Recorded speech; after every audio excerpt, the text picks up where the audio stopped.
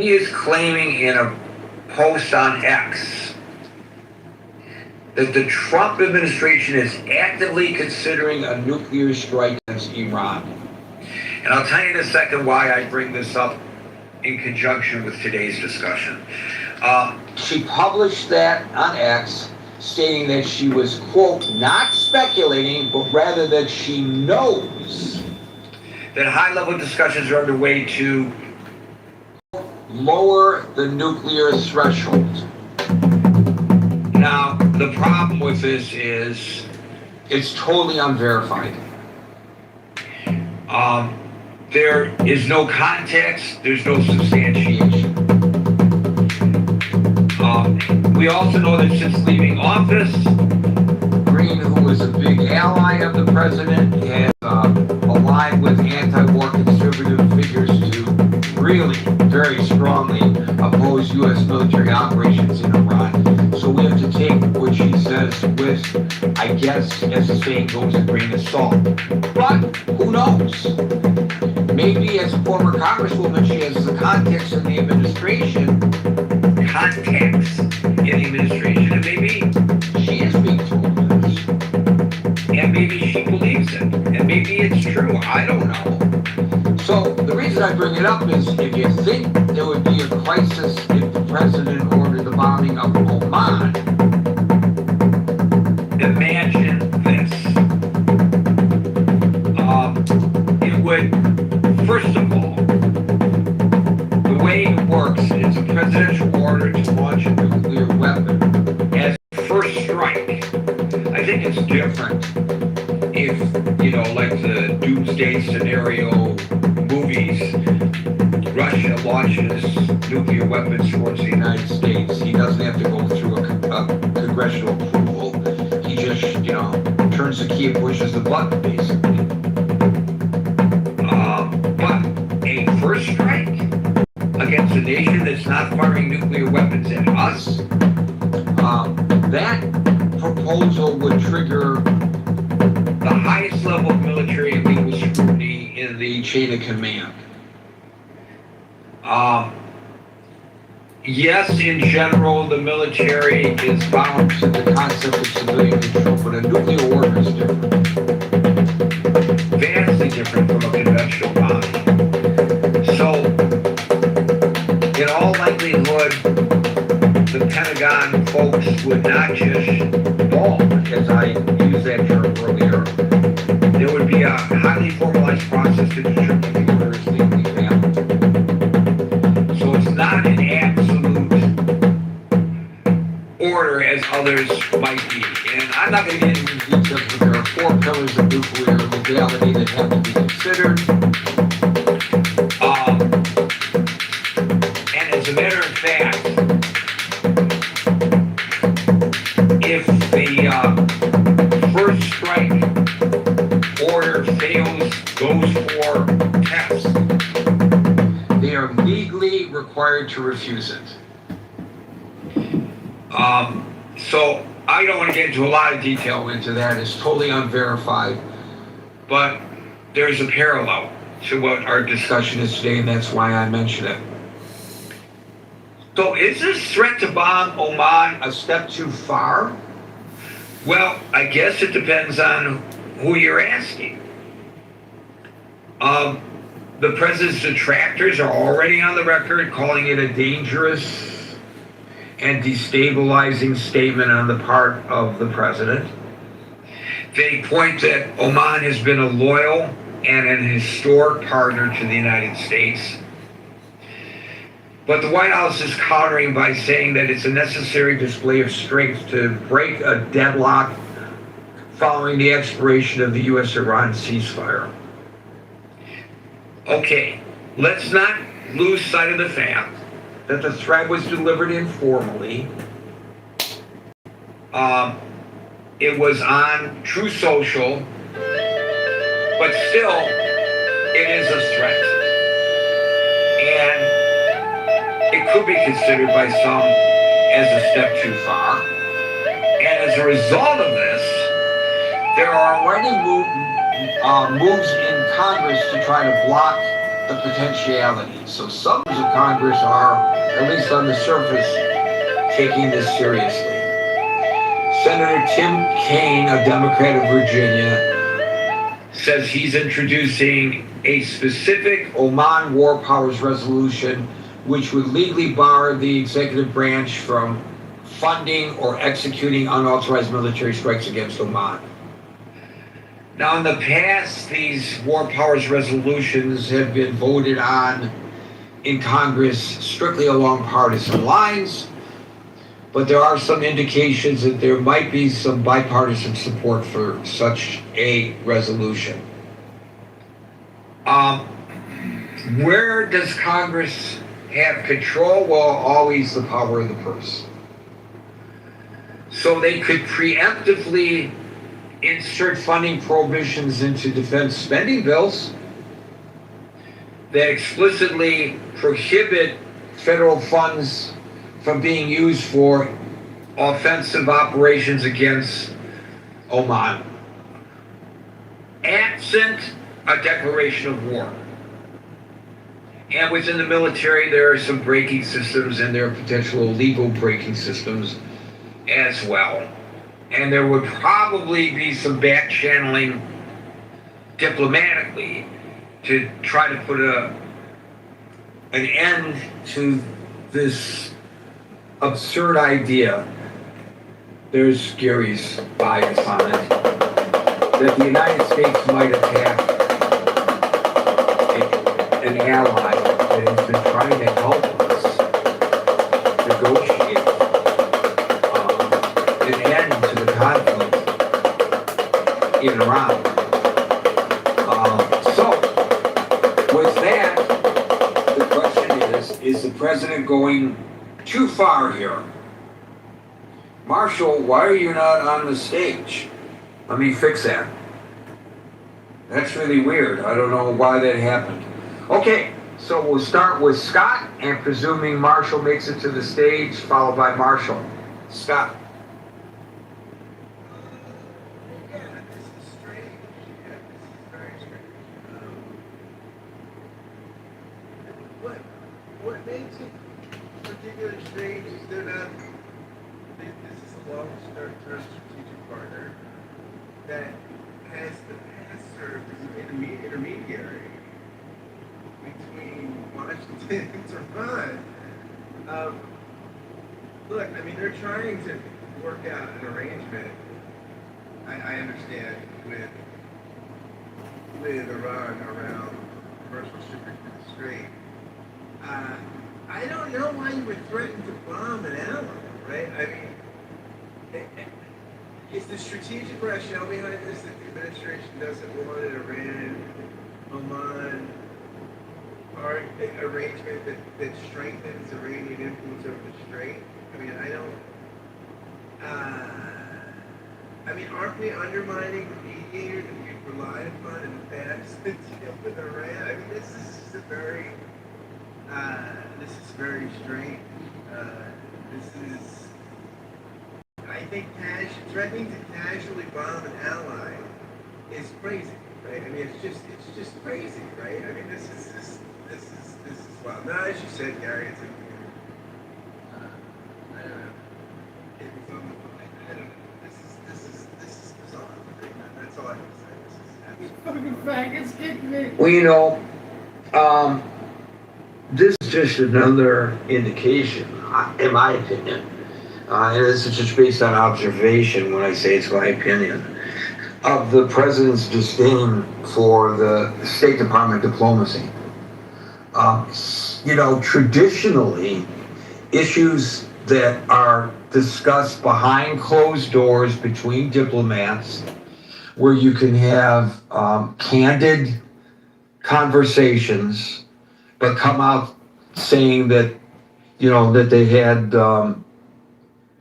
that they had a vibrant discussion that sends a signal that it was maybe contentious. But they don't go into the details of it. It gives everybody involved a degree of wiggle room when you follow the diplomacy. You don't make public pronouncements in the past that you then feel compelled to live up to, or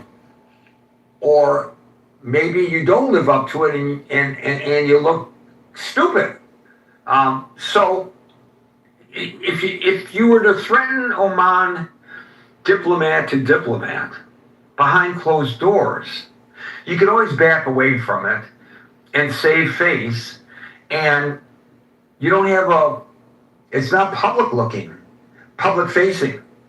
So the rest of the world doesn't see, we have no idea what goes on in these negotiations and negotiations in the past. What was really said between the United States and allies and the United States and adversaries. I mean, there have been times when the United States has put pressure on their allies, even as far back as Eisenhower, I believe. There was a dispute over the control of the Suez Canal, and he threatened to withdraw military assistance to some of our allies. But that wasn't, in a public pronouncement, and that was a threat to withdraw, not a threat to attack. I see nowhere, and Marshall could correct me if I'm wrong about this, but I try to find in history an example of a president of the United States threatening to bomb an ally ever before, or before the advent of the bombs, attack an ally. I can't find it. It may be there, but I've never heard of it. So this is really, at the very least, atypical. And Scott, I'm wondering how it further undermines the confidence of our allies in the United States. I mean, we've already withdrawn support from NATO. I understand the reasons why, in the president's mind, we have. But it's almost like we're agreeing with those who would come to the stage and say, hey, you guys, just, recognize the American empire is crumbling. You no longer have the juice to do anything. And, here's another example of that, because the president is acting like he's a cornered animal and attacking even his allies. Now, I don't know if that's a fair analogy, but that's what comes to mind with me. Scott, it just seems like diplomacy is gone. It's out the window. It may not be totally gone, but it certainly has been eroded under this administration. Yeah, that's an understatement. I mean, of course it has. I mean, look, this is one of those things where this is not ideological, right, or partisan, I don't think. I mean, I think this is just personality, right? This is Trump's personality. Aside from, again, his foreign policy instincts and whether they're isolationist or now interventionist. I mean, now they seem, at this moment, interventionist, contrary to what I think he promised. A lot of his supporters, right, were supportive of his candidacy because, you remember, didn't he say if we elect Kamala, we'll be in war with Iran? I mean, this is, I don't know how you have any trust in Trump. But again, I think it would be interesting for one of his supporters to I hope we have a supporter on the stage that can tell us what the positive gloss on this is. Maybe this is his fly by the seat of his pants unpredictability that keeps people on their toes or something. I don't know, Gary. I don't know. I'm at a loss for words. So I'll just, Well, God forbid he were to actually make such an order and put the military in the terrible spot of trying to determine whether that's a lawful order or an unlawful order. It's just not fair, in my opinion, to the career military commanders to give them an order to attack an ally. It just, where does that put them? They would, I just gave a little overview based on some research that I did. I'm no expert.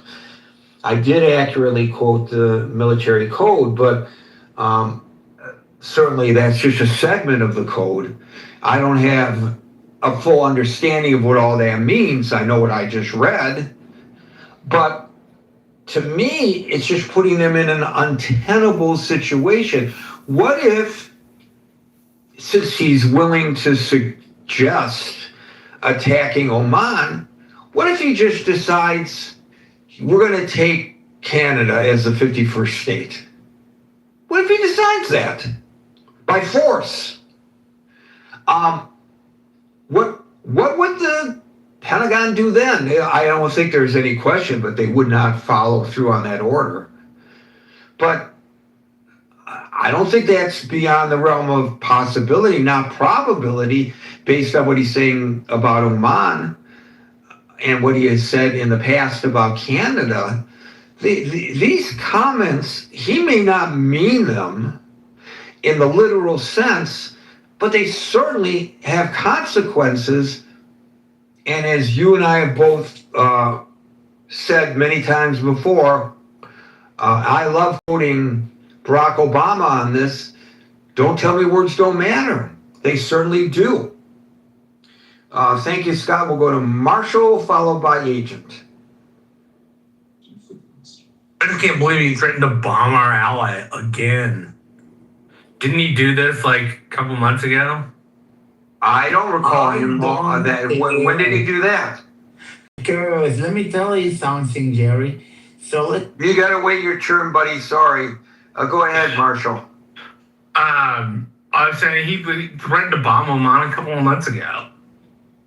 Like He did? we talked about it on the show. I don't Did you, remember like, talking about it. Maybe I'm getting so old that my memory banks are failing me. But go ahead. Well, he said it once before as a joke. I don't know if he said it as a joke this time, but he said it once before, so I don't know what to make of it, Gary. It just seems like not a very good thing to do to threaten to bomb your ally. Even if you're mad at them because they won't help you. You're absolutely right. I'm looking it up now. I missed this. If we discussed it on stage, I don't recall it. That threat occurred on May 27th during a White House cabinet meeting. A reporter asked Trump if his administration would accept a short-term deal allowing Iran and Oman to oversee shipping through the Strait of Hormuz. And the president responded aggressively, stating, quote, "Nobody is going to control it. It's international waters, and Oman will behave just like everybody else, or we will have to blow them up." So there were those who initially wondered if the president had simply misspoken and meant to say Iran, but the State Department later confirmed the remarks by publishing an official transcript explicitly naming Oman. I don't know what the hell's going on here with this president. I guess this, as I said earlier, is his form, Marshall, of diplomacy. We'll get people to do things by threatening to do things to them. That's what I think is going on here. He's the diplomat in chief. Just like he said during his first administration, that he knows more about the military than the Pentagon does. And he didn't say the Pentagon, I think he said the leaders of the Pentagon, or I'm paraphrasing, I don't remember the exact quote, but I think you recall to which I refer. Maybe he thinks that he's like the diplomat in chief, and we can't expect our Foreign Services Corps to deliver messages in a manner in which we can have candid discussions without scaring the bejeebers out of people and causing them to look at the United States and say, what the hell is going on? It's just mind-boggling to me, frankly. But you're right. Thank you for bringing that up. I had forgotten it.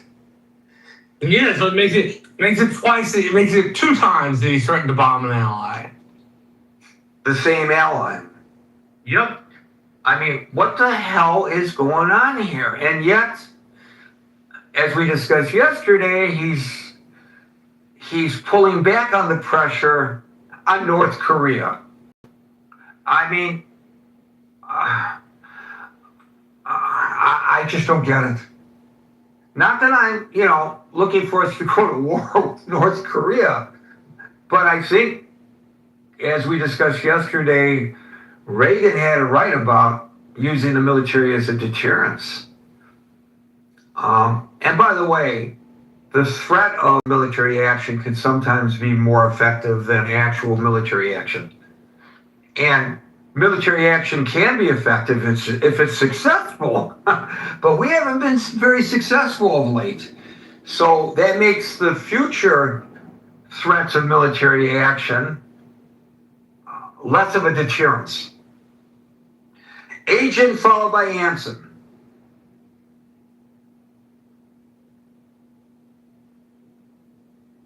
Agent, are you with us?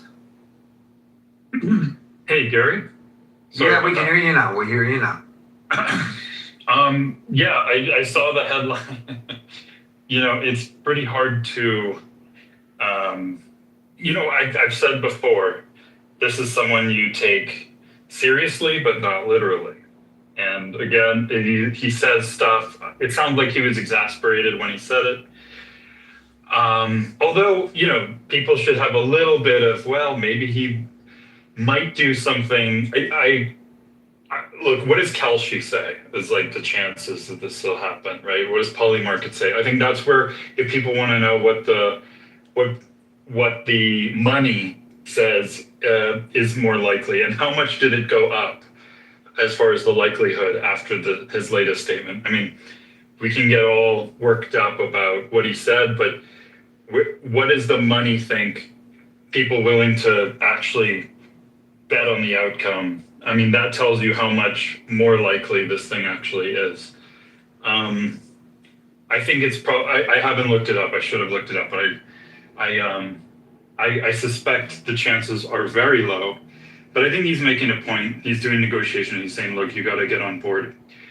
Sometimes people are your friends, but they undermine you, right? Or they sabotage you in some way. And I think he's really trying to call out a friend at this point, if you want to frame it that way, and say, look, you're undermining us.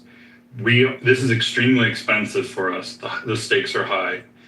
And if you're going to continue doing these side deals, that is going to make Iran then less likely to do a direct deal with, you want to negotiate as a united front.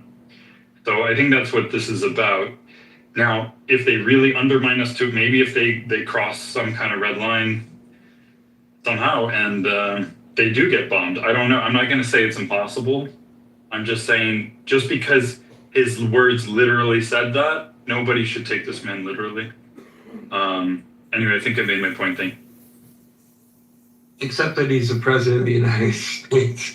And there are consequences to these kinds of things. So to use your analogy, well, you didn't actually describe it as an analogy, but you used the term friend. So if you and I are friends and we enter into some kind of a business arrangement, and it seems to me that you are taking advantage of the agreement so that it's not mutually beneficial, but the thumb is on the scale in your behalf, and I feel like I've been betrayed by you. I might have strong words with you and say, Agent, what the hell do you think you're doing here? And we may have, we might get into a shouting match, but I don't know that I would threaten, and I don't know that you would if the shoe were on the other foot, to beat the crap out of me or to shoot me, because I think shooting me would be a greater analogy than beating the crap out of, because bombing people die. So this is a proper way of expressing one's frustration. And why do you have to express the frustration to the world on Truth Social? If you're an adult, you pick up the phone and you call the head of the government in Oman, who I don't know whether they call that person a sheikh or what, but you call the head of the government in Oman and you say, hey, come on. Hey, man. That's what Biden would do. He'd go, hey, man, what are you doing? You know, I mean, wouldn't that be the adult way of handling this? I mean, the whole world is watching this, and it just adds to I think, to the global disdain for the United States right now. I hear you, Gary. I mean, part of it's just a generation or a stylistic thing. I'm sorry that people do, tweets are, the medium didn't exist when we were young. This medium certainly didn't exist when the Constitution was written, and think about how formal those documents are. You can go and view those documents today and see how people used to communicate important messages to each other, and how nations would communicate, how leaders of nations would communicate. And technology and social norms have changed, and I know this is difficult. And personality, certain personality, populism, this demagoguery, that's an inevitable consequence of a representative or democratic style system. Okay, if you let any person in your society vote just for existing, you're going to get something closer to the lowest common denominator, which is what we have. And that's what we get. If you want a different system, if you want a system where only elites following very highly established ceremonies and norms, and communication happens this way, marriages happen this way, you're asking for a completely different government, essentially, system, way of life, everything. This is what we get. If you say you like democracy, you should be thrilled at the fact that you have a popularly elected president who is sending social media messages to other nations. Thank you, I'm done. Canada is a democracy. It's a parliamentary system, not a republic, but it is a democracy, duly elected. They are culturally very similar to the United States. I imagine a lot of people are expressing their personal biases against other people. Their personal affronts are being played out for everybody to see. That's the culture to which you refer. You could go to the social media sites and see it. Gosh, I saw a guy I know who's pissed off at the way his kid's been treated by a teacher. I think I think it's high school. And he's so pissed off at that teacher, he goes onto social media to say what a piece of crap that teacher is. And okay, that happens, and I'm sure that happens in Canada too, but you don't see the Prime Minister of Canada making pronouncements like the President of the United States makes on social media that have global ramifications. He's measured in his tone. He does say some strong words in response to some of the things, especially the tariffs that have been imposed by the president and the threat to make Canada the 51st state. as well he should. He's representing Canada. He's not representing the United States. But you don't see any other leader of a democracy acting in this manner. And the president's 80 years old, for God's sakes. How many 80-year-old people do you know who are doing things like this? I guess age does not necessarily translate into maturity. I'm an example, maybe. Maybe age doesn't. I may be example number one. Thank you, Agent. We'll go to Anson, who I'm sure will have a lot of insight and correct everything I said that was wrong about the Military Code of Justice, followed by Brent Anson. Well, I'm certainly not aware of any domestic statutory law, one way or the other, that authorizes or restricts the president in the use of nuclear weapons. So I went to ChatGPT for what it's worth. No statute that specifically requires congressional approval before a president orders the first use of nuclear weapons. There is no statute, okay? There should be, but there's not. Should be, in my view. You mentioned the 4 pillars, which I've never heard of. But ChatGPT offers what it calls important legal constraints. 1, the order must be lawful. Well, we've talked about how you determine that. 2, military necessity. There must be a legitimate military objective. Well, we can talk about that. Distinction. Attacks must distinguish military targets from civilians. Anytime you drop a nuclear weapon, you're not distinguishing very much between military targets and civilians. And finally, proportionality. Expected civilian harm cannot be excessive related to the anticipated military strategy. Yeah, those are the 4 pillars, Anson. That's exactly the 4 pillars. But they have absolutely no statutory limitations. That is the key point. And we can argue about all those points, but I believe there should be statutory required for a first strike. Okay, not for a bolt out of the blue.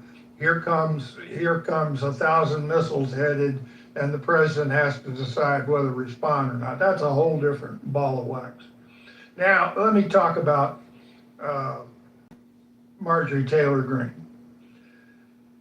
Serious discussions, obviously, that Trump would not participate in, because I don't think he's ever demonstrated he can have a serious discussion about anything. But serious discussions related to the use of nuclear weapons, strategic, tactical, whatever, usually goes on in the Pentagon within the Joint Staff.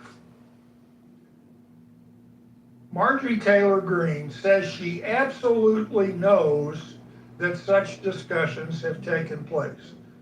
Well, of course, somebody probably on the Joint Staff said somebody was talking about the ins and outs and the what ifs and so forth of the use of tactical nukes. Okay? That's not meaning that we're getting ready to launch. That just means the Joint Staff is doing a very difficult but important job. So I give her absolutely no credibility, because there's no way she can be certain. What I suspect is some general or admiral said, "Hey, Marjorie, a bunch of us were sitting around and talking about whether to nuke Tehran," which, all that's bullshit.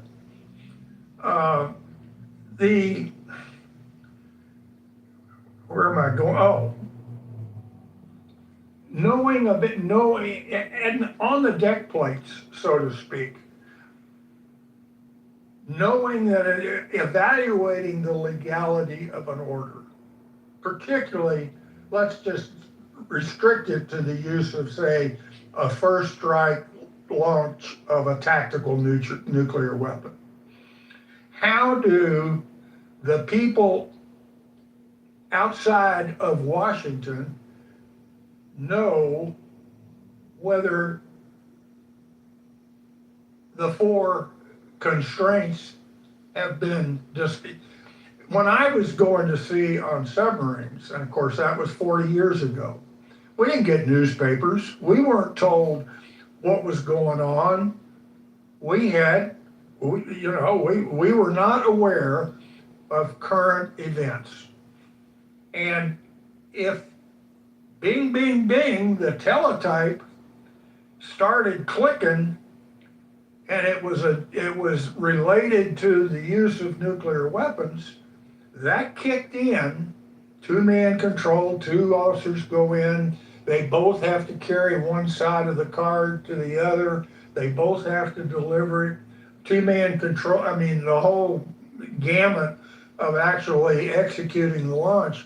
There's no way in hell those guys on a submarine have the ability to decide, is the order legal or not. There was a great movie that I enjoyed. Many others probably didn't understand it. It was called Crimson Tide, and Gene Hackman and a very young Denzel Washington. Gene Hackman was the skipper of an SSBN, a nuclear submarine carrying nuclear ballistic missiles. Gene Hackman was the CO. Denzel Washington was the XO, and it almost was a movie that right out of the Caine Mutiny, where the XO, the skipper, for various reasons, was convinced that a nuclear strike was needed, and that he ordered the crew to start the process of conducting the nuclear strike. And Denzel Washington, basically, they had a mutiny, and they didn't let him do it. That was, again, the movie Crimson Tide. It's the reverse, where how about if Denzel Washington is the XO today, and a legitimate order, meaning it meets the requirements of all the codes and security and all that.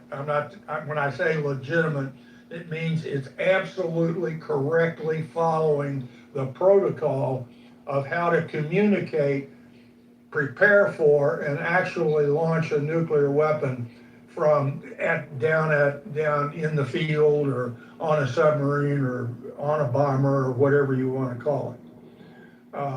Where the skipper got a message like that, and it orders the initiation of the process, and Denzel Washington, as the XO, has a mutiny because he believes the order is not lawful. That ought to be a great movie. But let me close with all this. This is Trump derangement syndrome that is accurate. And I believe that just as there was some serious discussion about the use of the 25th Amendment during the last year or so of Biden's presidency, was he mentally competent and able to execute the office? And there was some reasonable discussion, okay? Obviously it didn't happen. We ought to be having those kind of reasonable discussions today about Trump. He is so far out of bounds and so far away from the norms of the way the United States has been conducting world affairs since World War II, that somebody, the cabinet and the Congress, should be seriously considering the use of the 25th Amendment. That's all I got. Thank you, Hanson. So with regard to those four pillars and why I said that they must be met, I got this from the Military Law Center. Now, it sounds like an official body. It's not. It's a private civilian law firm founded by a retired Marine Corps lieutenant colonel specializing in defending military service members facing court martials, Article 15, administrative separations, so forth. And according to that, through a combination of international, according to the Military Law Center, that is, through a combination of international treaties ratified by the Senate, U.S. military regulations, and federal statutory criminal codes, the 4 pillars of the law of armed conflict must be met. It's a legally binding authority, according to this Military Law Center, for what it's worth. Might be worth some further research. But come on, Gary. That's like Marjorie Taylor Greene saying she absolutely knows that there are serious discussions about launching a tactical nuke against Iran. That's coming from, it's not even coming from a government organization. It's coming from a bunch of lawyers, it sounds like, which is kind of scary. And can you imagine, again, the man in the field, the sailors and officers, mid-level officers, even the commanding officers, when that teletype starts clicking, are they going to go down through that checklist and make individual judgments as to the details of those 4 pillars? No, those 4 pillars are something that should be debated in Congress. And then if Congress so desires, they should put it in writing in legal statutory law, federal law. That's when you take any doubt out of the hands of people that are just trying to do their job and follow orders. You take any doubt out of their hands because Congress has passed laws, not norms, not constraints, not whatever you want to call it. Like I led off with, Gary, absolutely there ought to be federal law that says the president must have congressional authority to launch a first strike. Now can you imagine that debate? But that is a statute that is desperately needed, particularly when you've got Trump with his finger near the trigger. But the rest of that stuff it's like how much authority does everybody's opinion that we're banning them out in this room have? I mean, come on. If I was a skipper of a submarine and somebody gave me those 4 constraints, I wouldn't have the slightest idea what the hell to do with them because it would just be my opinion, my reading, my evaluation as a CO, which you don't want to have when you're dealing with nuclear weapons. So I agree with all that, but there's a distinction between the practicality and the legality. And right now, as best as I can suss out, in spite of the fact that it's not been codified into one obvious, and I agree with you, it ought to be law that delineates how these things should be, handled. If you look at the Geneva Conventions, they require strict adherence to distinction and humanity, 2 of the pillars. The Hague Conventions restricts the methods and means of warfare. There's statutory codification in federal law. I'm reading this, obviously, from AI at this point. But apparently there is agreement through, if you look at the Uniform Code of Military Justice and the War Crimes Act, and as well the Department of Defense regulatory frameworks, there are guidelines for these kinds of things. You are correct that it's not codified, made into one statute, which it ought to be, and it puts the person receiving the order in an untenable position. You either follow the order or you don't, and you don't really have a basis right now for not following the order, and that's very dangerous. I agree with you there. Okay, and let me expand just briefly on that. That is why I got so upset with the message. What was it? Kelly and the 6 Democrats sent out a public release warning the military, meaning people like me, a commanding officer of the submarine, not some high-level 4-star admiral in the Pentagon. But they were a message to me saying, you don't have to follow legal orders. In other words, encouraging me to make up my own mind as a captain U.S. Navy, whether it's a legal order or not. That is an unbearable burden on people that are in such positions.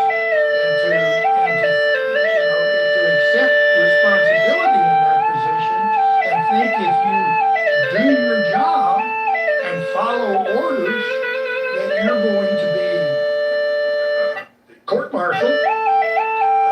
And I have to make that judgment, that legal judgment.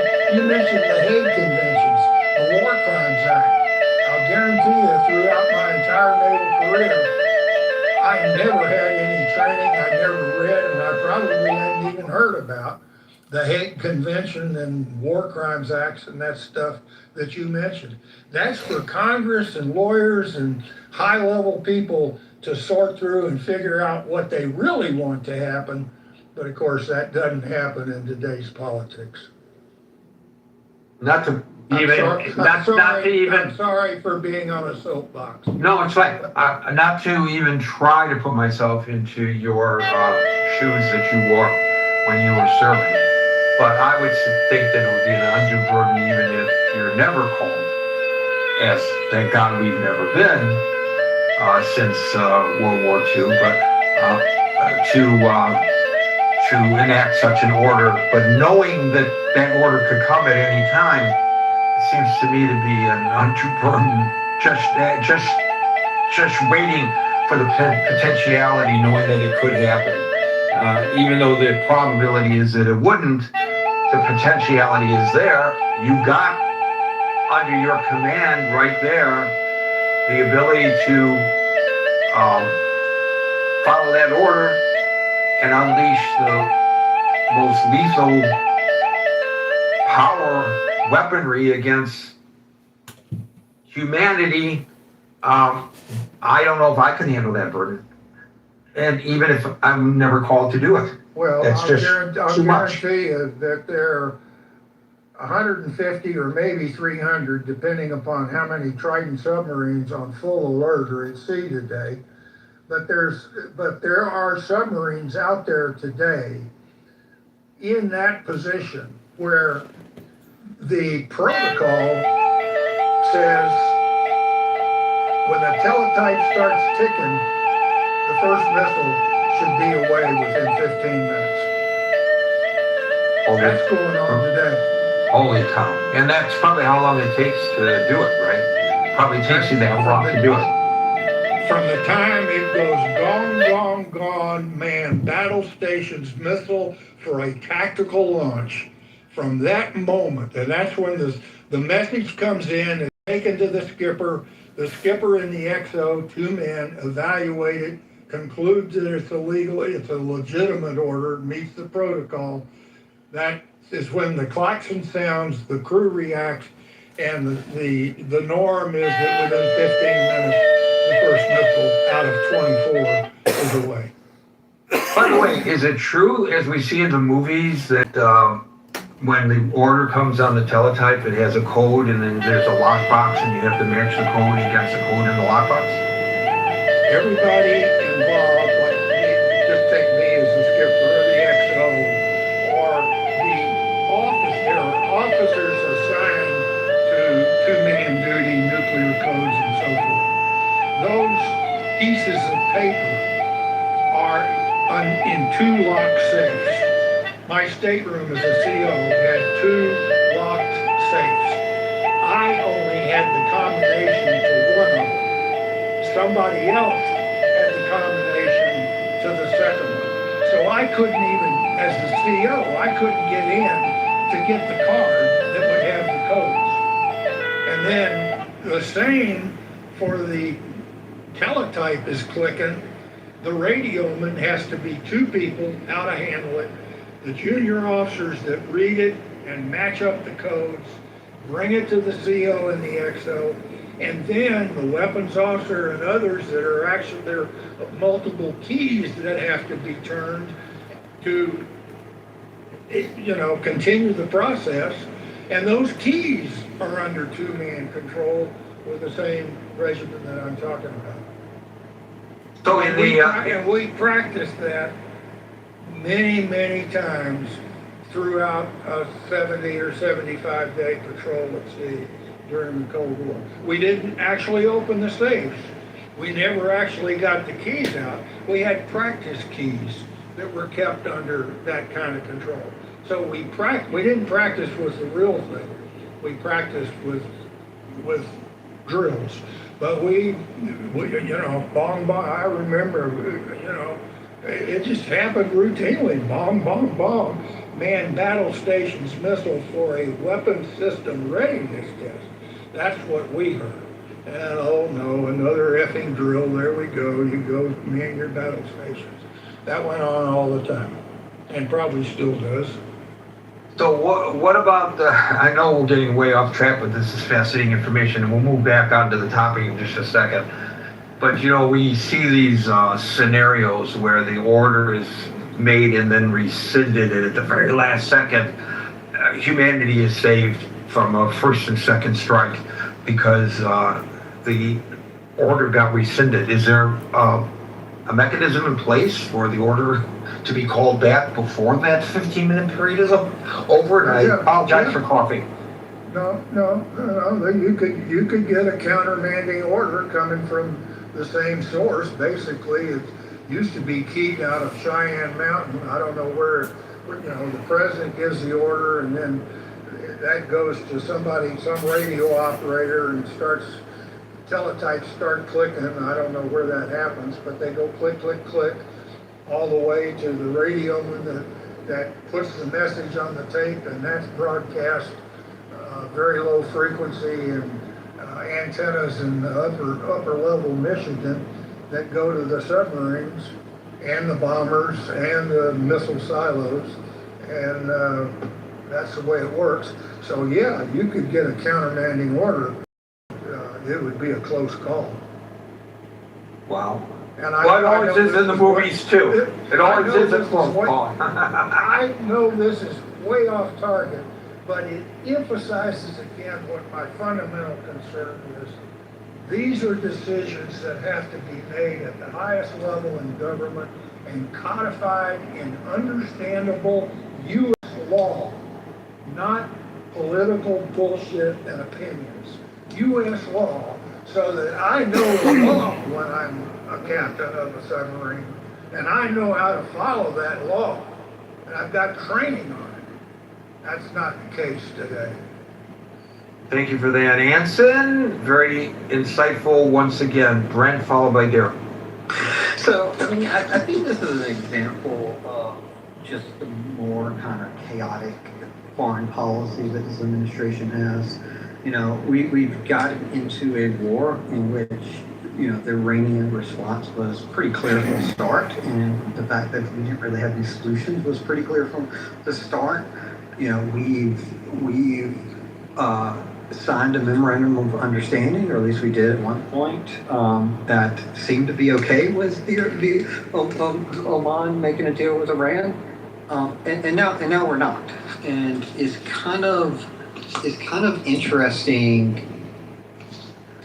It's kind of interesting to kind of see us go back and forth like this, and I think if you widen it out, you can kind of see this chaotic foreign policy, also be exemplified outside of Iran, whether it's the Greenland seizure, whether it is the various other,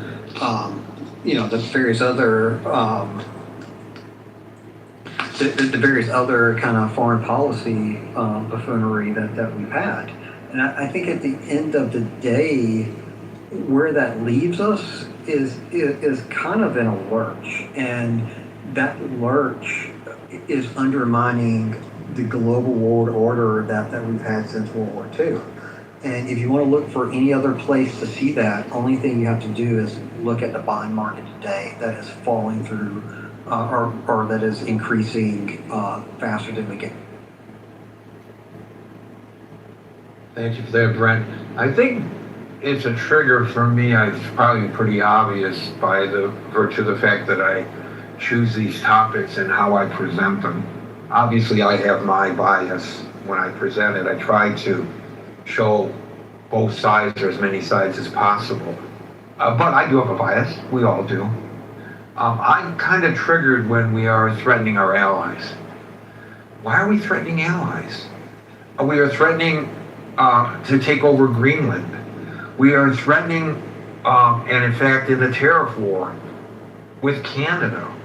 We have threatened Mexico. Now we're threatening Oman. Who does that?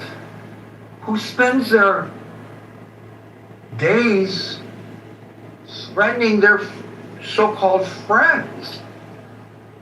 I just find it hard to accept, even if one were to look at it through the prism of, well, this is just Donald Trump's form of diplomacy, and it's not anything that he would actually carry out.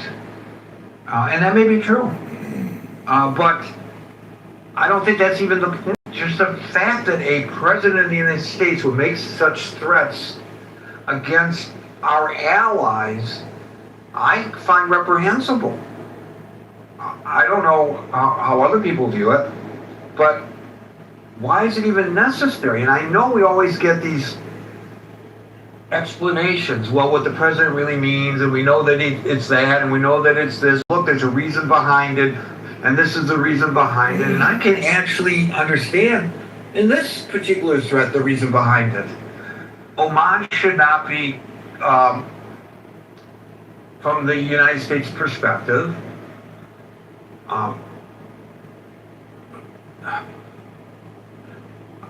what word do I want to use to make it a fair word? They should not be cooperating, I guess would be the most neutral word.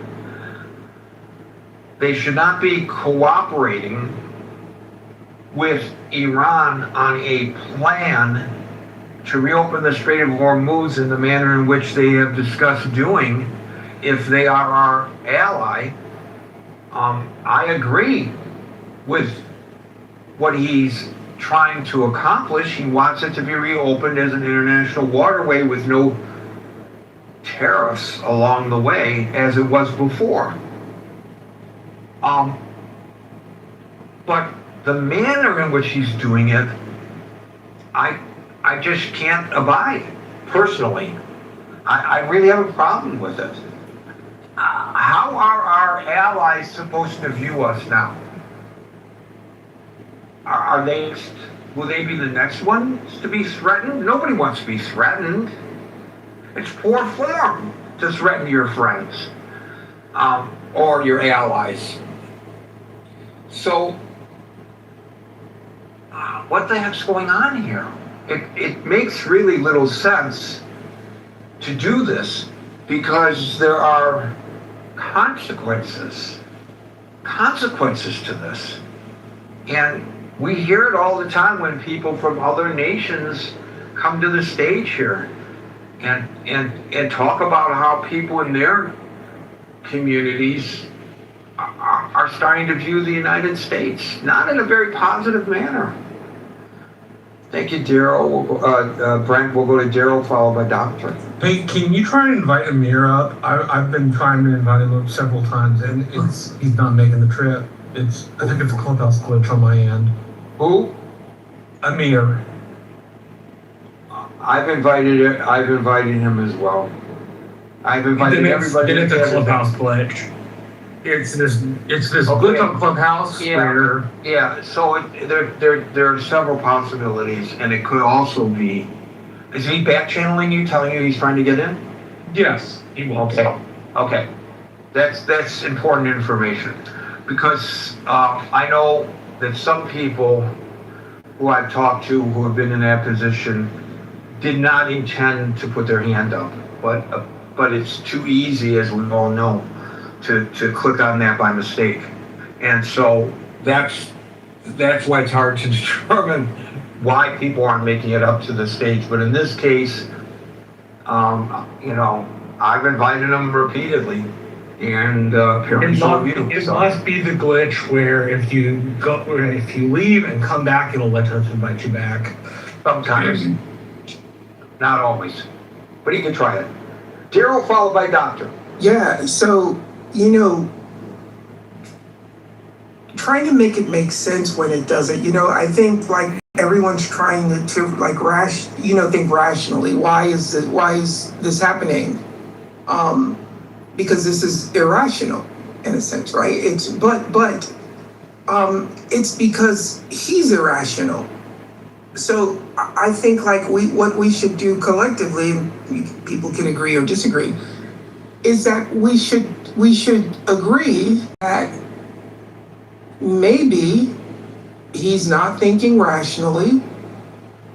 Maybe it is time to consider, some of the things that we hear people talking about, right? Because look at what's happening. He's not threatening Oman because Oman threatened to attack us. He's not threatening Oman because Oman actually attacked like one of our soldiers or our bases or killed an American somewhere. He's threatening Oman because Oman's not doing what he wants them to do. And so we have this situation. We were the first nation to drop the bomb. No one's actually dropped the bomb since. And now we're threatening to start dropping bombs again, simply because other players on the chessboard. When you say we were the first to drop the bomb, you're referring to nuclear. He's not atomic. Yeah. You're right. He's not threatening an atomic attack on Oman, to my knowledge. The nuclear conversation came in because I mentioned that Marjorie Taylor Greene is also saying that, and it's unsubstantiated, but this is what she's claiming, that she knows that the administration is contemplating a nuclear attack on Iran, not on Oman. Well, but that's not been verified. Yeah. I go back to, though, that none of this makes sense. And at the same time, I think he thrives on chaos. This is just my opinion. But I think there's a part of him that actually likes the chaos, right? Look at some of these 2 a.m. texts, right? Why is he saying praise be to Allah in these texts? Is that just like a troll? Is he trolling like Muslim people around the world? What is the praise be to Allah thing about? Is it to, I'm going to antagonize these people as much as I can? Or can we just actually say, hey, maybe he's losing it. Maybe there's maybe there's something going on that we're not privy to. And maybe he's just losing it somewhat. I'm not saying he's like, fully around the other end of the barn or anything like that, but it's unfortunate that, I could come in here and say, hey, my mom was 76 when she passed, right?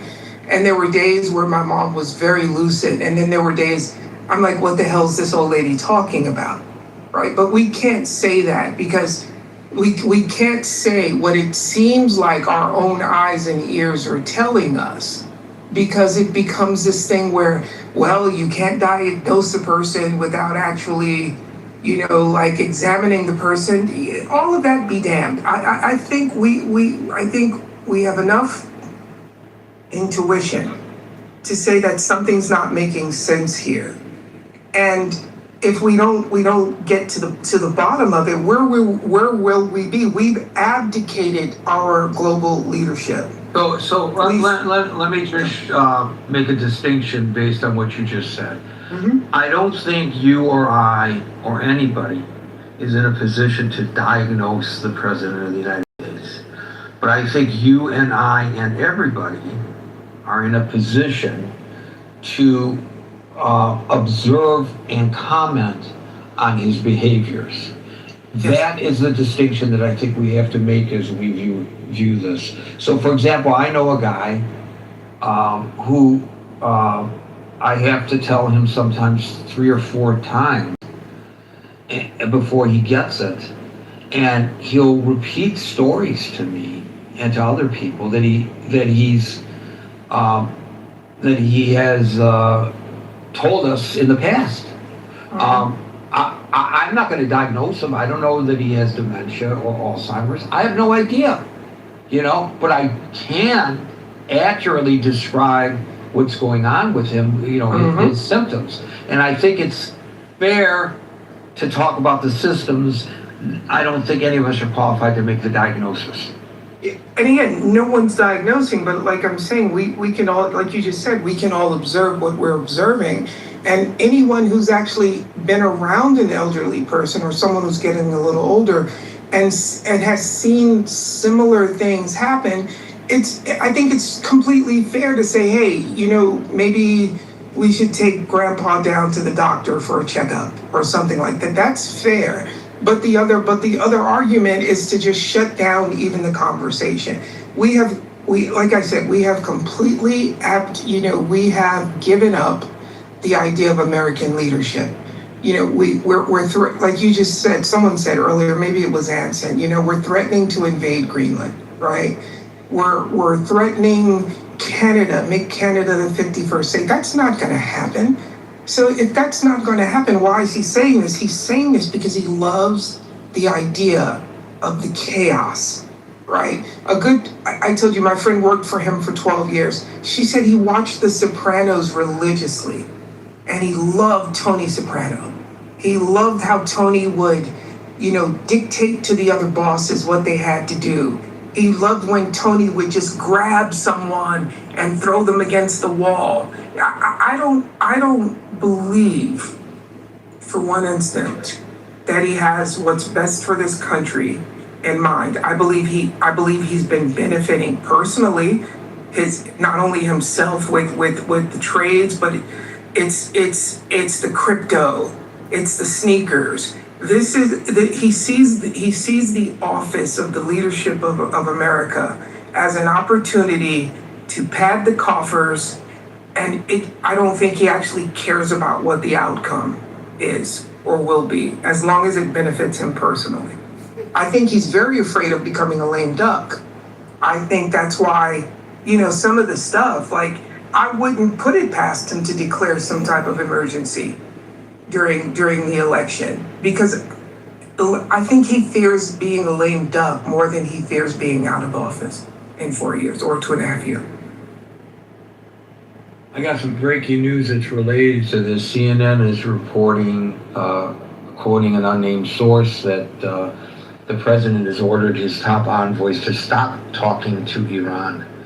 Now, this really is interesting because today he put out a Truth Social posting which said that there are no talks and none scheduled.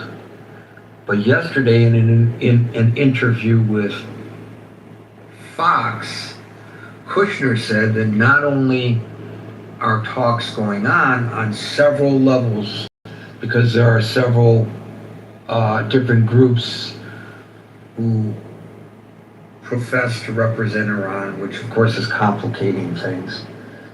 I mean, I go back to the phrase that those talks are not just going on, but they're more fruitful than ever before. That was yesterday, Kushner.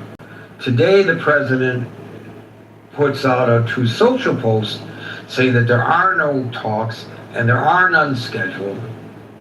And now, CNN is reporting, you could question the veracity or not, that the president ordered his envoys to stop talking to anybody from Iran.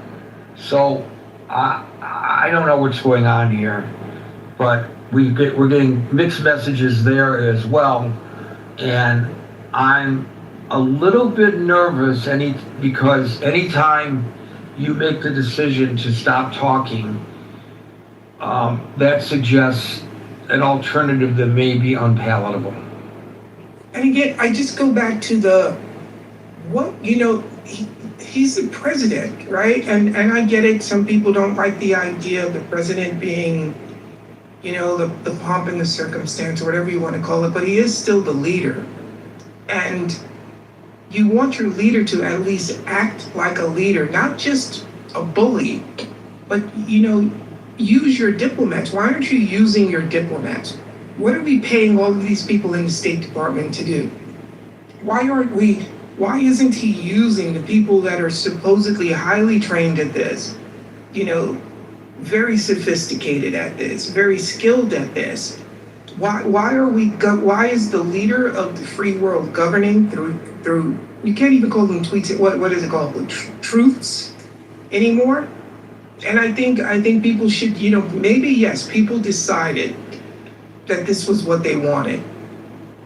But I think, at some point you have to decide, is this still what you want? The divorce rate is 57% because 57% of these people said until death do us part, and then they said, whoa, wait a minute, I want to get out of this. And I'm just wondering, when is the whoa, I want to get out of this for the American people? Well, it's easier to get a divorce than to remove a president from office, and so I think most people are along for the ride. Right. Most people who are wishing that he was not the president are waiting for the election in 2 years and hoping that their candidate, whoever that candidate might be, is the one who becomes the next president of the United States. Thank you, Daryl. I see Alan is back on the stage. I'll go to Doctor, followed by Alan.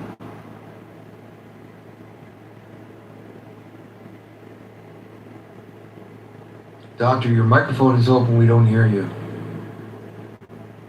Dr. Nabil, you there? Hello? Okay, well, Dr. Nabil? okay, that's not working. Alan, are you ready to rock and roll? I'm always ready for rock and roll for you. You know it. Thank you, brother. Hope all is well, thanks. I was sitting quiet on the audience. Finally, Marshall, thanks to him, he saw me. I don't know what's wrong with it. Sometimes I just have to sit there anyway. But it's, what is crossing my mind is most of the time, I don't have any way to, it's just a feeling. I think Iran has some way manipulate these news is coming out. This is what I need to, you're good at it, Gary. Try to find it. This just came out. This news just popped in. It says, let's see. Hold on. It's an organization you probably know because this is the first time I heard it. It's called Ayum in Israel. Nowadays says it's an evidence, the Mustafa Khamenei, the son of Khamenei got killed. He says for some reason there was evidence. They given the news ahead of time before his place got hit, and he's been okay. All those he lost the leg, he lost this is all wrong. He's healthy and but the thing is, it's obvious he is not the decision maker. There are some other groups under the cover of this decision. To me, it's when President Trump comes and said, no, we don't have the deal. I think those deals, the news that comes in, we're going to bomb the hell out of Qatar. I think the Irans, the hackers, they're doing something and they came in, they're saying this thing. It's possibility. I'm not saying it's 100%, but I don't. Well, the president did say that she's social. That if Oman gets in the way of a deal that he's trying to get through on the Strait of Hormuz, we're going to bomb the shit out of, this is his words, bomb the shit out of Oman. That's what he said. Oh, this is it. Well, that's not, it's bypassed what I said. But the thing is, Oman has a tremendous amount of interest in Iran. I said it many times.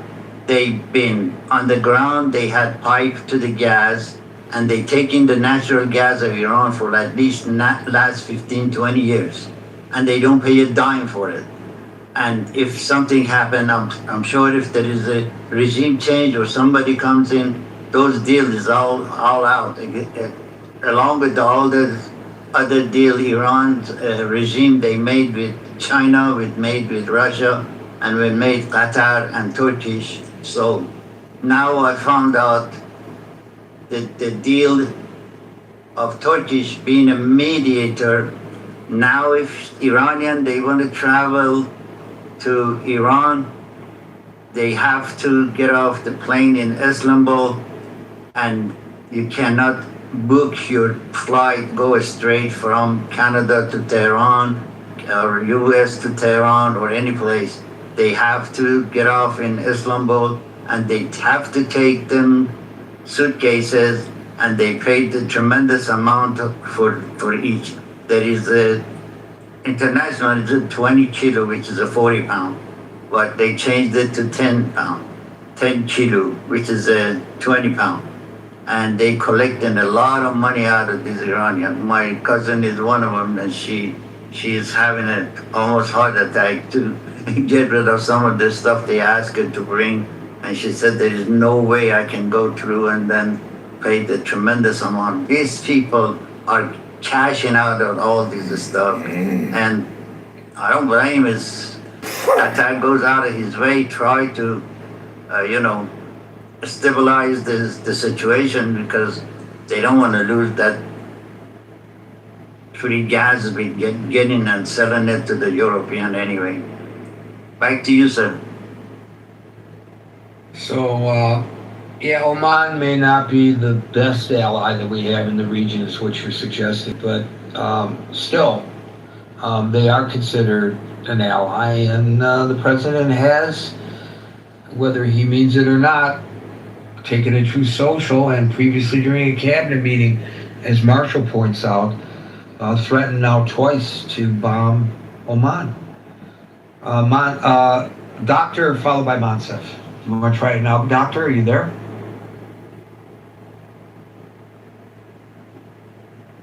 And once again, your microphone is open, but we do not hear you. You have a problem, a technical problem. Monsef followed by Sink. Hey, thanks, Gary. So I'm not even surprised when I hear bombastic comments like this or statements, because we got used to them. You put just a search of Trump's most outrageous statements, and a bunch of stuff would come up. And I agree with Daryl that he does it for shock value. But I heard, I was listening to French news yesterday, and they talked about something to do with a Trump statement that was outrageous. Oh yeah, it was exactly about Oman. And they said, but no one takes these statements seriously because we've heard so many, and we know he doesn't. That's his style of diplomacy. And they called it's just a way to hide the failures that he has going for him right now that people are not talking about. So if he didn't make that statement, your room could have been today, Gary, about maybe why the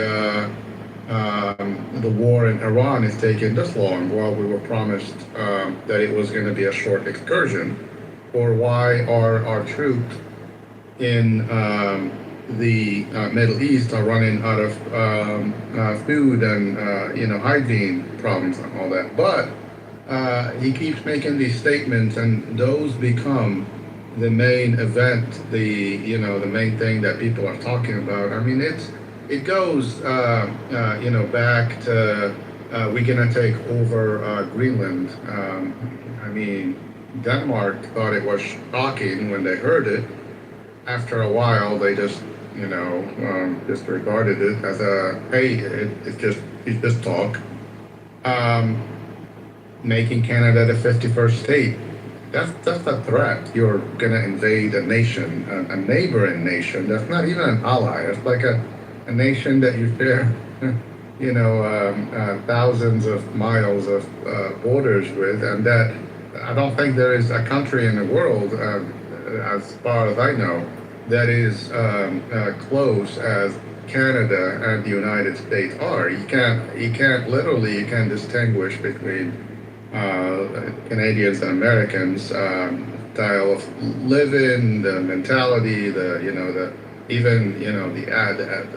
accent, the English language accent is fine, unless they, say about, which they do. And then, you're a Canuck. But saying stuff like that, usually, I mean, I don't know if he does it for attention. I don't really want to say that only someone with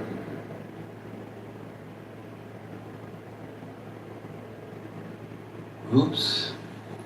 I don't. Montsev dropped out hard. Yeah, I was Montsev, you there? His microphone is open. We don't hear him. that come to your. Montsev, you gotta go back like 20 seconds, man. You dropped out. Oh, okay. Can you hear me now? Yes, sir. Certainly. Yes. Oh, okay. I think even the people in the Republican Party or Trump supporters, they will just give you the argument, oh, Trump is just Trump. We don't take his words literally. And we used to have a problem with that in the beginning of the, first term and the beginning of this presidency. It's like, how that can't be real. That means you can't trust the words that are coming out of the president's mouth. And a lot of people say, well, it's just they says things that you never know when he's joking or when he's being, sarcastic or whatever. A lot of the stuff that he said didn't end up happening. And a lot of these threats, these countries don't really take him seriously. Is that bad for the United States? Yes, I would like our president to have the power of his words taken seriously, that he's not just generous and frivolous about, what he says in the middle of the night, and that if he says something that people are gonna, we lost our credibility in the world.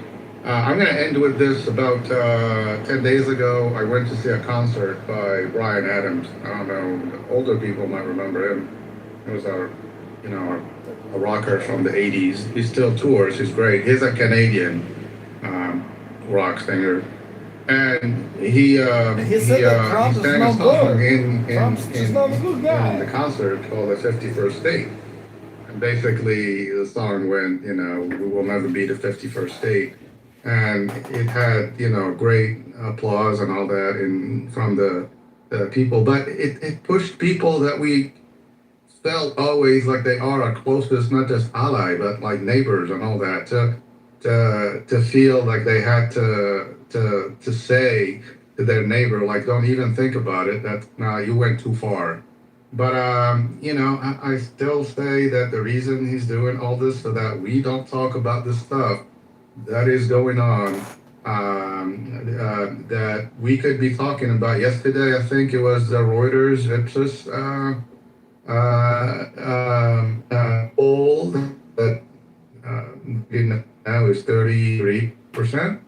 You're starting to matrix a bit. In the We matrix. can hear a little room sync. Yeah, Go ahead, Montsev. Yeah, 3% presidency, and that people should be talking about. Why are people so? Yeah, you're underwater again, Montsev. Try to use Wi-Fi, motherfucker. We're just having a discussion at work about this, how people don't want to use the phones any longer to do radio interviews. And the quality is not as good, that's for sure. But the breakup doesn't occur like it does here. When the packets drop, this is a problem with digital. And the packets just dropped on you, Montsev. Sync followed by normal. Thank you, Gary. What I think we're sometimes missing the trees of the forest, and if we're looking at what has occurred in this administration, it's been a huge amount of corruption. And this was started from the firing of all of the inspectors generals in different agencies. Which is not today's topic. I understand today's topic, but I think it is, it's based on the markets, and there are a lot of people probably in this cabinet that are making a lot of money based on these truth, whatever you want to call them, truths that go out. They are manipulating the market. It is something that... You think that this threat against Oman is another manipulation of the market? Yes, I believe that. I know that to be true. Well, how do you know it? What's one thing to believe it, but now you say you know it. How do you know it to be true? Because everything that he has done has been, I think what Daryl already mentioned, it's like filling the coffers for people in his orbit.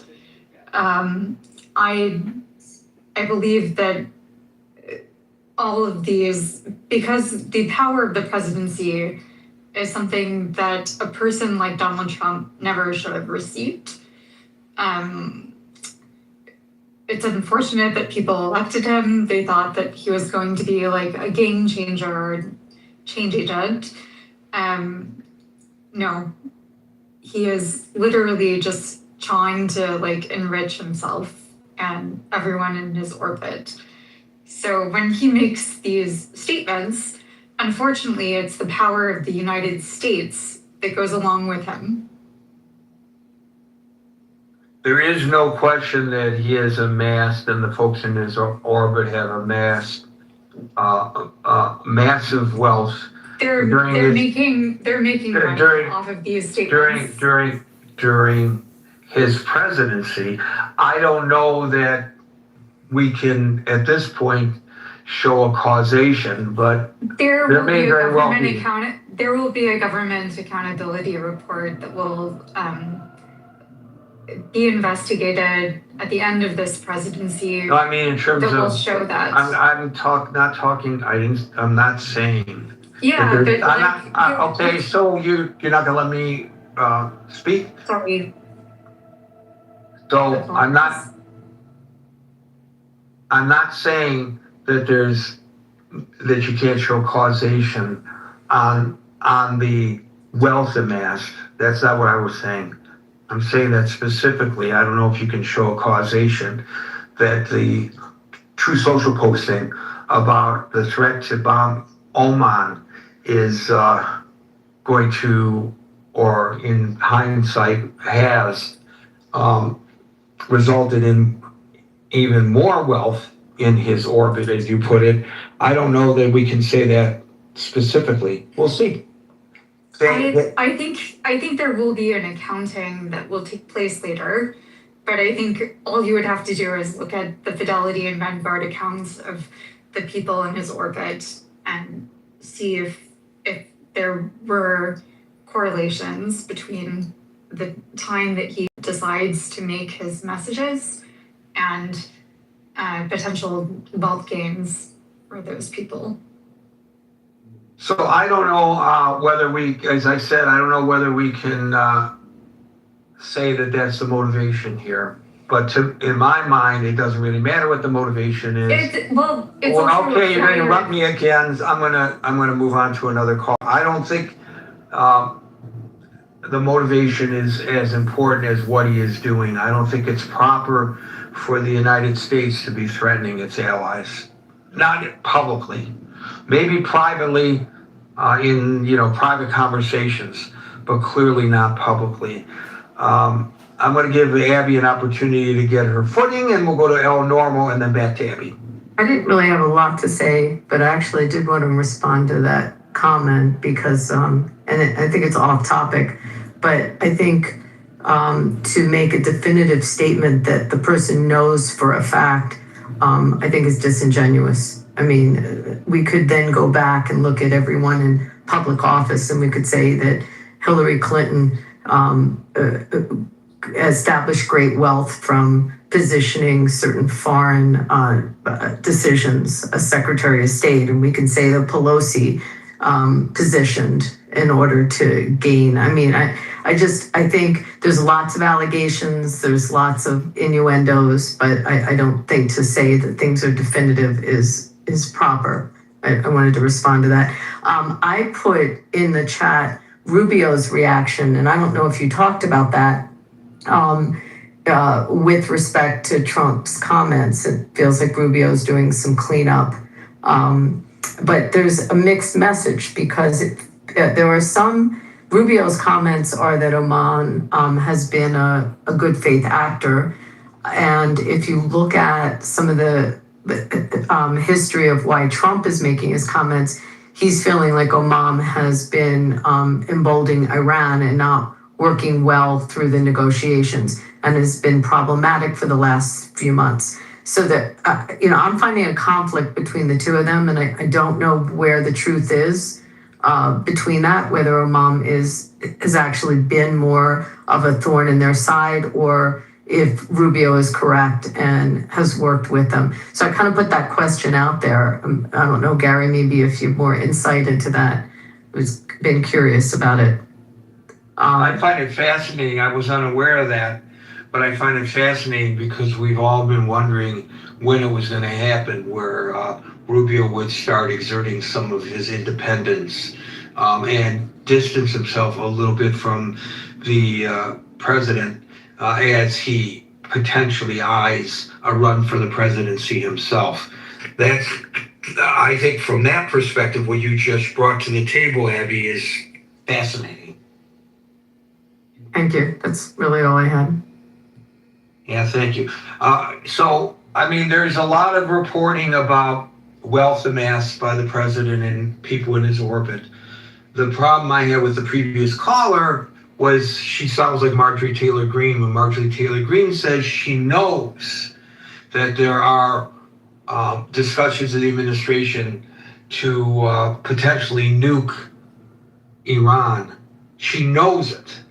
Well, she may be in a better position to knowing that than the previous caller is in a position to knowing the motivation behind the threat against Oman. Thank you, Abby. Normal, sorry about that. You're up, followed by Amir. Hello. No, Abby raised a really interesting bit of information. An interesting nuance. I would echo Secretary of State Rubio's appraisal of the Omanis. They are a lovely people, and they are very, very, very wealthy. They have amassed an inestimable oil fortune, and they don't spend their money very much. They are rather conservative with the money, and they are not materialistic. In short, the Omanis are really nice people. Now, I am always a little bit surprised when we take Trump's declarations literally, because it just doesn't make sense to do that. Trump must be understood as a salesman, as a pitchman. You could say, if you wish, as a carnival barker, or as a, well, I don't want to go all the way to call him a snake oil salesman, but he's the person that we've selected to project American strength. And that's what he's doing. When he says to Greenland, maybe we'll just take Greenland, which is, of course, on the face of it, an absurd statement. What he means is that we're going to need to have a greater role in the Arctic Circle because the ice caps have melted, and Russia and China are up there, and we need to be up there too, probably to a greater extent than you, Denmark, have figured. That's an example. When we say that we are going to make Canada the 51st state, again, these are like punchlines to jokes. And I understand that people's sensibilities get scuffed in this process. But just remember, Donald Trump massively improved our trade deals with Mexico and Canada. And that could be the subject of another room. We can go into details on that. But what he's saying is that he thinks that we can get a better deal, and we're going to have a better deal with Canada. And Canada has not been meeting its potential as a U.S. ally, and that most of the... You agree with the tactic? You say this tactic is successful. Do you agree with it? I would never do this. No, I'm not wired that way. I mean, you need a special person to be president at all. No, I don't agree with it at all. But I see it's been quite effective. So there's that. I mean, he's the person, he's our hitman. We've elected him to do this dirty work. Now, brilliant, yeah, sorry, I don't want to interfere. It's a brilliant answer. You gotta wait your turn, buddy. Sorry, Kerry. Okay, sorry. So, what we said to Oman was meant for Iran. The IRGC, I shouldn't say Iran. It's meant for the Islamic Revolutionary Genocide Corps. It's not meant for the Omanis. We're fine with the Omanis, and they will not be taken. Well, then why is he threatening Oman? He's letting the IRGC know that nothing is off the table. That he's letting the IRGC know that if they're threatening XYZ, we will threaten XYZ to the 1,000th power. In other words, he's flexing American military dominance, which is well, but is there American military dominance in this conflict? Say again? Is there American military dominance in this conflict? Overwhelming, yeah. There is? Yeah. The Strait of Hormuz is an open What would you like to regime. know about the Strait of Hormuz? Is a little narrow passageway in a body of water. What would you like to know specifically about the Strait? Well, no, I'm saying I don't need to know anything about the Strait of Hormuz. I know all about the Strait of Hormuz. I'm saying you know he's flexing. You made the comment that he is flexing military dominance. That's right. Where is it? Where with the Strait of Hormuz closed, despite claims to the contrary, but not every day. Sometimes he acknowledges it's closed. Sometimes he claims that it is open. It's a pretty long question. Excuse me? I said it's a pretty long question. The rules. Okay, so we already told you what the rules of the room are. So you're gone from the stage. So and you know when you do that, you make the question longer because you break somebody's train of thought. So if your intent was to make the question shorter, you just worked in the opposite direction. So where is the military prowess that's being flexed? The regime remains in power, as some semblance of the regime remains in power. The nuclear dust still is in the hands of the Iranians. The Strait of Hormuz, which was open, is now closed.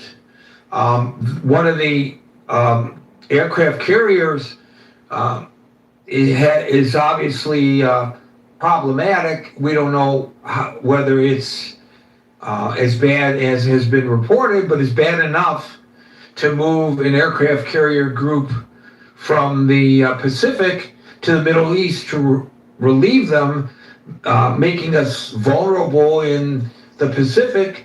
So something's going on over there. Where is the military prowess? There are the words coming out of the mouth of the president, but those words don't translate into military prowess.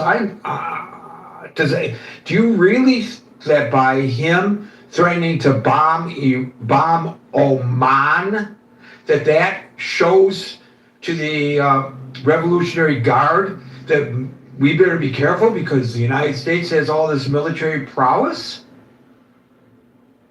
So the answer to your question can be found in the number of military targets that we have decimated. And that's an overwhelming number, as well as in the remarkable achievement of decapitating this regime 3 layers down, beginning with their godlike figure or deity-like figure or divine figure, whatever they consider, Ayatollah Khomeini, and 3 levels down to the Islamic Revolutionary Genocide Corps. We now, for the first time since 1979, after thousands of terror attacks against the West, after thousands of dead people and no restrictions on these guys whatsoever, except of course for economic restrictions, they managed to get around. For the first time, we are kiboshing them, and they know it, and they feel it, and there is no prospect of us stopping them. We can hit them at will. We've never done that before. We can fly. Then why aren't we doing it? Why are we doing it? Well, it's one of those, I think it's kind of brilliant because they said, we will take control of the state of Hormuz, they said, and we said, oh really? Well, we'll blockade your blockade, which is both like kindergarten level, but also it's exactly on the level of the enemy. So we're now strangling them economically without having to fire a single shot. Meanwhile, by the way, on the subject of the Strait of Hormuz, it's neither open nor closed.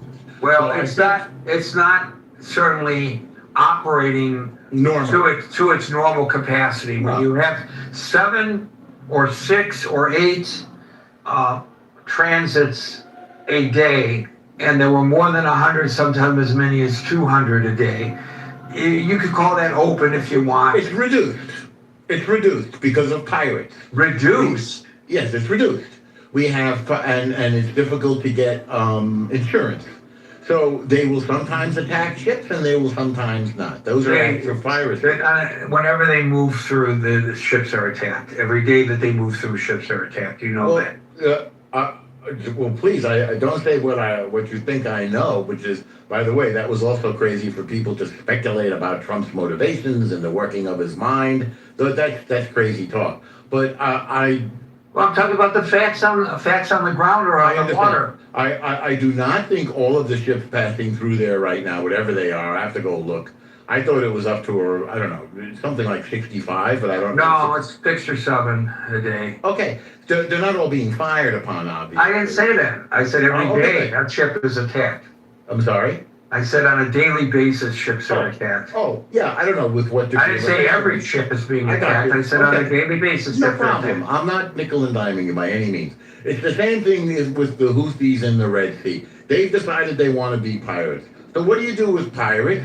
You eliminate them. There isn't any other option. We're not going. They've proven, this IRGC, that they're not to be trusted. They don't make a fair deal. So there's no point. Are they being eliminated by this military prowess to which you refer? Are they being eliminated? They are being massively degraded. They are being. But you just said that we have this great military prowess, that's and correct. we're scaring the Revolutionary Guard into recognizing that we have this military prowess. Well, I didn't make that statement. Because we've threatened Oman. That sends a message to the Revolutionary Guard, and they are pirates, and the only way to deal with the pirates is to eliminate the pirates. Yes. But we haven't eliminated the pirates. Well, because we're going slowly. Because we're also watching the oil markets, and we don't want the American people to bear too much of the suffering. At some point, I mean, I see that Iran. But if you eliminate the Revolutionary Guard and you reopen the Strait of Hormuz, then the oil starts flowing and the markets respond. Yeah. So wouldn't that be the proper way of going? And by the way, we've run out of long range. We're running low on inventory of long range missiles because of this war. Well, of course, we use munitions in a war. Why is that surprising? That's what they're for. They're not for saving. They're for using. This is what these weapons are for, to attack our enemies, which we should have done a long time ago. And now we will replenish them, obviously. Okay, I'm gonna move on because it's 56, but I will say that's an interesting perspective, and I enjoyed our back and forth. Me too. Amir, you want to try it again, and we'll try to get to Steve. Hi there, Gary.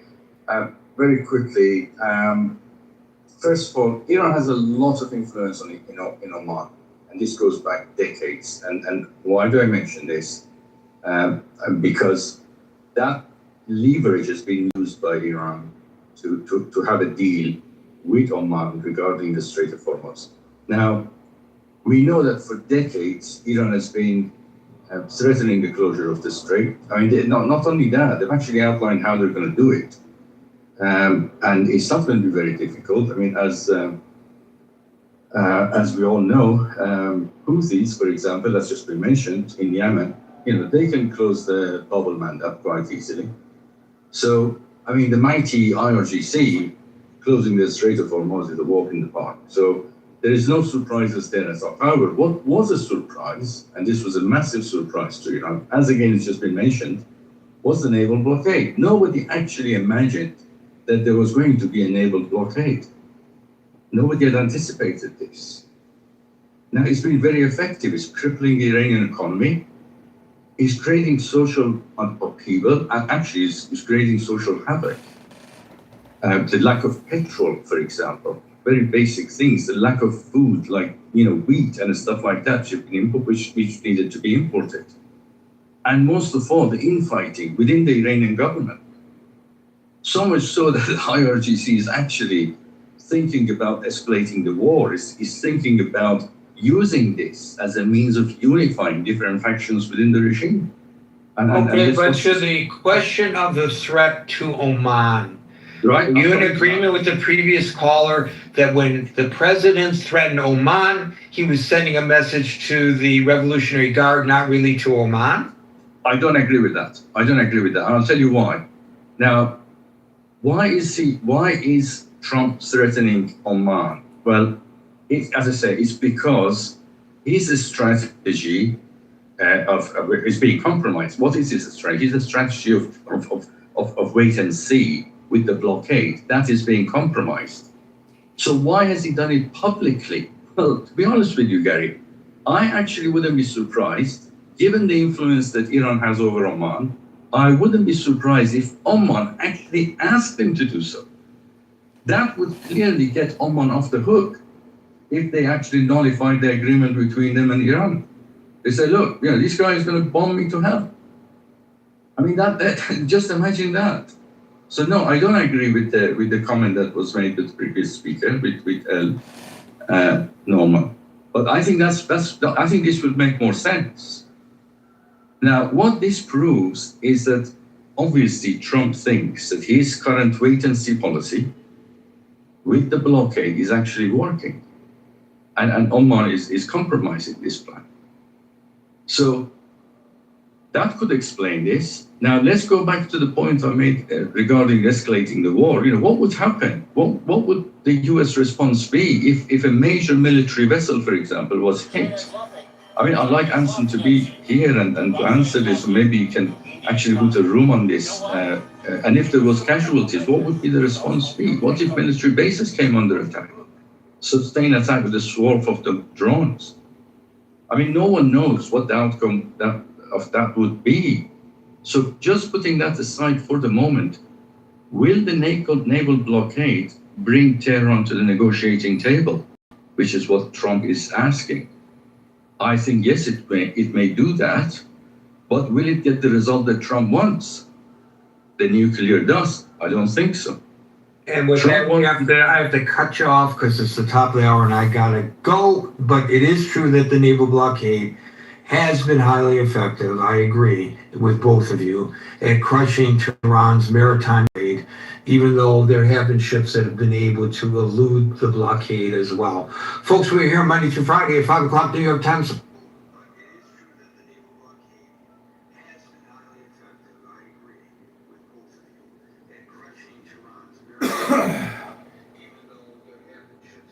Your hands and you take captives.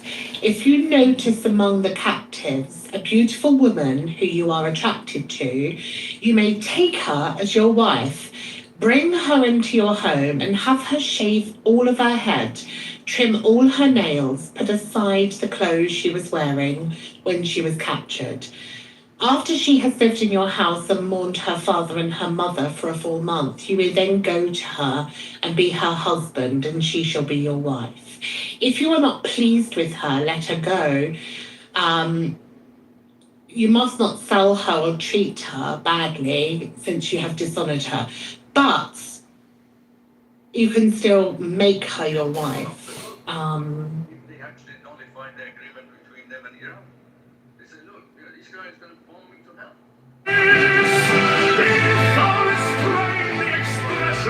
Shoot thy glance to rapture's darkling root, discarding in form, sight and stress, even of this high consciousness. Pierce to the heart, I leave thee here. Thou art the master I revere, thy radiance that rose afar.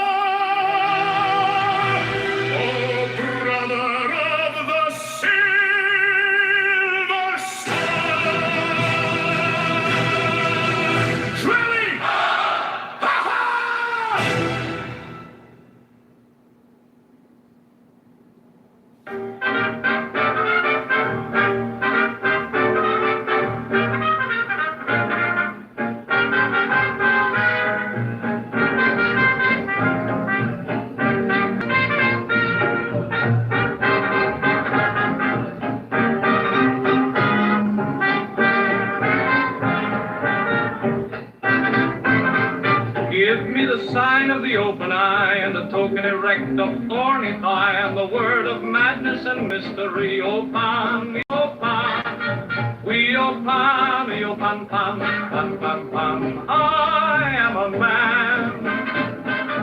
Do as thou wilt, as a great God can. O pan, o pan, o pan. O pan, o pan, pan. I am awake in the grip of the snake. The eagle slashes with beak and claw. The gods withdraw. The great come, Theopan. I am born to death on the horn of the unicorn. I am Pan, Theopan.